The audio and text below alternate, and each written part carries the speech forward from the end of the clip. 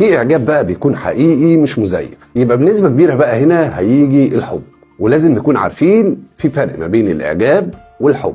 والاهتمام بقى لما بيكون موجود بين الطرفين ده بيقوي العلاقة اكتر ويتحول بقى من اعجاب لحب حقيقي. لما يتحول بقى اعجاب الراجل لحب ليكي خلاص بقى بيرفع التكليف ما بينكم، يعني بيتعامل معاكي بقى بدون اي تحفظ، بيرتاح كمان وهو بيتكلم معاكي وده طبعا بتحسيه. والاعجاب كمان بالنسبة للراجل لما يتحول لحب لما بيلاقي بقى الصفات والحاجات اللي هو عايزها في شريكة حياته بيلاقيها موجودة فيكي.